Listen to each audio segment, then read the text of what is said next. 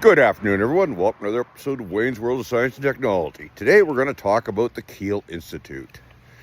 And yeah, I've been holding off on this for over a week because I was too bloody furious before to talk about it properly.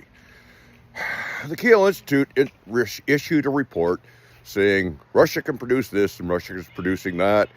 And everybody's going, oh my God, they're up to 600 tanks. Well, that's according to the Kiel Institute. I've heard different numbers. I've heard a lot less. More like 300 tanks. But let's say Kiel Institute is correct. Let's say they're correct, okay? Russia, a country that is currently on active combat operations and has to replace combat losses, is producing 600 tanks a year. The Republic of Korea, otherwise known as South Korea, is not on active combat, though they are technically still at war because there's been no peace treaty signed with the North. They are producing around 100 tanks per year. Could they ramp up to 600? Possibly. I don't know. I don't know their situation. But there's other things I know. There's another country. There's a company called Rochelle in Canada. They don't make tanks. They make MRAPs, mine-resistant vehicles. Rochelle is currently building around a third of what Russia is in MRAPs. Canada is not on active combat operations.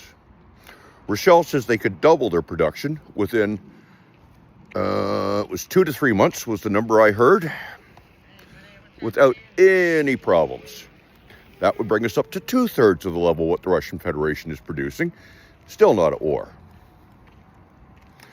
Rochelle also said that with a bit of extra money, they could open extra plants and produce even more. Well, at that point, things begin looking a lot different about the Kiel Institute's report, doesn't it? I don't know who wrote this report at the Kiel Institute. I have no idea. I could have looked it up, but I wanted to keep my temper from going totally berserk. A lot of people consider me one of the evenest-tempered men in town, mad all the time. And yeah, I tend to be, because you get shit reports like this. I don't know who did this at the Kiel Institute.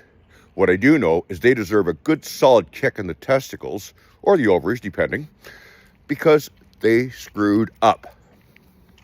They didn't provide context.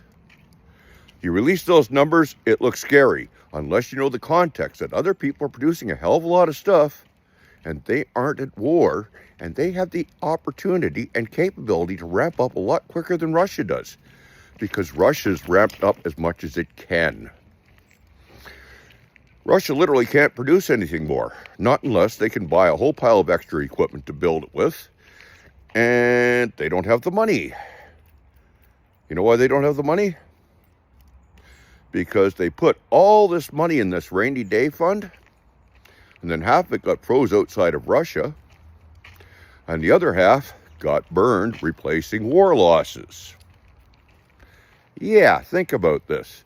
They've blown through all the money they had in the rainy day fund that they could control, and the money that's left is in places where they cannot get at it. Okay? Next. Oil prices have been dropping. The Saudis decided to turn on the tap, and so did a bunch of other people at OPEC. So all of a sudden, Russia's major and really only large export, which is hydrocarbons, the prices are dropping. They can't make as much money, which means they can't buy as much stuff from outside. Next, they managed to piss off Armenia and Azerbaijan so bad that trade through those countries is pretty well stalling into Russia. They managed to piss off Kazakhstan so much that Kazakhstan is now slowing trade. They've got Belarus in a no-win situation. I mean, if Belarus tries to break with Moscow, well, Moscow can really mess up Belarus. If Belarus stays with Russia, they get dragged down with them. Yeah. Meanwhile, the Kiel Institute is saying, oh, wow, look at all the stuff that Russia's building. Be scared. like hell. People need to bounce on organizations like the Kiel Institute. If they don't provide context, they say, oh, somebody's producing this much. They have to provide the context. What is everybody else producing?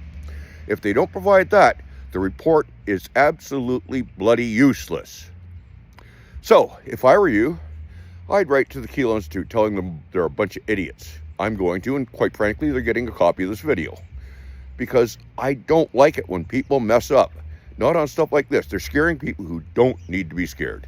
Anyways, that's it for now, folks. Like, share, subscribe, and all that stuff. You got something of it, and have a good day.